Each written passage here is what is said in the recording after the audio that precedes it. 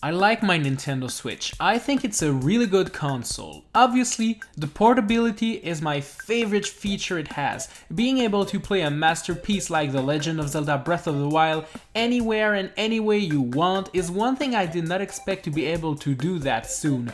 The Wii U gave me a sample of what life could be if you could bring your games on the go, but you couldn't take them super far. Now, with the Nintendo Switch, there's no real limit. There's a couple of little things I'd like to see added to the Nintendo Switch in the future, things that I believe could actually improve the user experience and make this little console even better. So let's check it out.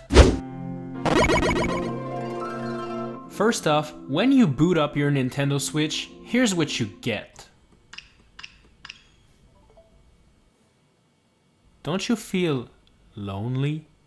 You see, it may seem like a petty demand, but I'd like the Switch menu to have a little music theme playing in the background. The Nintendo GameCube had a slow theme, so did the Wii and the Wii U. But now for the Switch, nothing. Even in the eShop app, there's no sound. I mean, remember the Wii Shop channel theme? Yes, everyone does. It made me want to spend money, so I guess they could just remix that song for the eShop and not be happy. The thing is, silence is kinda boring.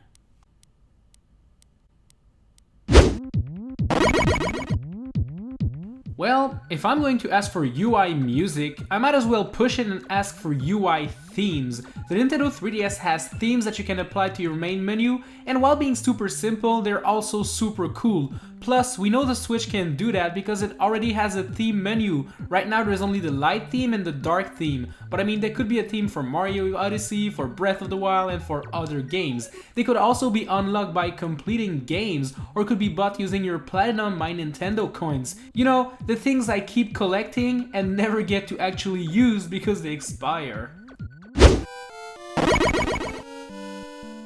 You know what? I think I'm okay with the way you can add friends on Nintendo Switch, and even if it still uses friends code, at least there are alternatives, like porting your friends from Wii U or Super Mario Run or Fire Emblem Mobile, or adding friends you recently played with. That's all good with me. But once I have a friend, what do I do with him? Nathaniel? Drew? Anyone? Nobody hears me? Huh. There's no way of starting a lobby with your friends or opening a voice chat session from the menu. And I get that Nintendo wants us to use the voice app. Okay, sure, whatever. If it's as robust as Discord, why not? But to do so, I have to be in the game itself. And I don't know about you, but I usually like to chat a little with my friends before starting the game. So, having a way of starting a little voice chat lobby, which would open the app on your phone, would be quite nice. So, it is no surprise that Nintendo will make us pay to play online starting at the end of this month. And while I'm not the happiest about that, if Nintendo actually uses our money to make their online better, then why not? You see, the way Nintendo Switch users play games online right now is via peer-to-peer networking, meaning that if you play Splatoon with your buds, the Nintendo Switch with the best internet connection will become the host and everybody will connect to that guy to play the game. But what I'd like to see with the new Nintendo online services is to see some dedicated servers for popular games like Splatoon, Smash Ultimate, and Mario Kart 8 Deluxe. This way, everybody will connect to a server provided by Nintendo and no one will rely on the user's internet connection. This will lead to smoother game experience, less lag, and less disconnect problems. So it will actually mean that the money we pay Nintendo is used for the good reason. And while I doubt this will be there on day one, I still have hope for the future. While we're on the topic of Nintendo's online, it has been revealed that the service will launch with 20 NES games, like Donkey Kong, Mario Bros, Super Mario Bros, Dr. Mario, and more. These games will also feature online play, which is a good thing. But I mean, it's NES games again. Like, Nintendo, you already have 1 million of those on the eShop channel or the Wii U Virtual Console. I'd rather see online play in SNES or N64 games, or even GameCube games while we're at it. Look, if I can use an emulator to play Super Smash Melee with one of my buddy, there's no reason I couldn't do it on the Switch via official means. I'm okay with NES games for launch day, but you better bring SNES, N64 and GameCube games down the line. Believe it or not, the Nintendo Switch doesn't come with a web browser installed. Well, at least not one that is accessible via easy means. And that sucks if you want to use your Switch as some sort of media player. At least it comes with a YouTube and a Netflix app, right?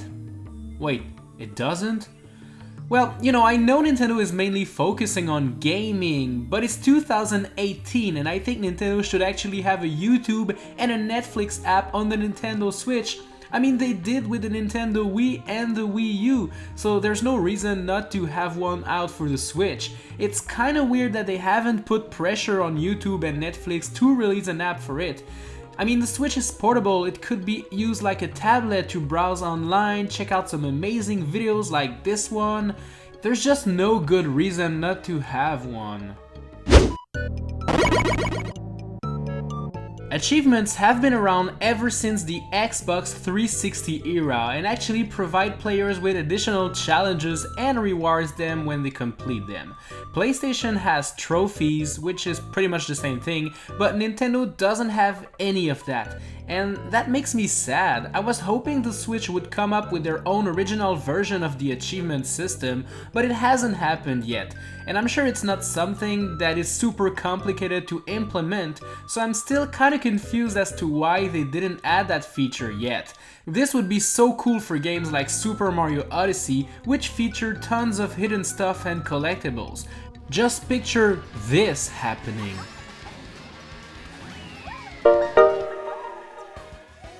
It would be super exciting, and going back to my ideas of themes for the Switch user interface, achievements could unlock themes for the game you're currently playing.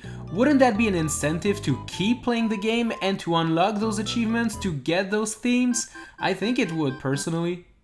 Anyways, what about you? What would you like to see added to the Switch in the future? Tell me in the comment section down below, and you can subscribe to the channel if you enjoyed this video and hit that bell to know when I post, which is usually twice a week on Tuesdays and Fridays. If you want to see more videos like this one, tap here or there, and I'll see you in the next one.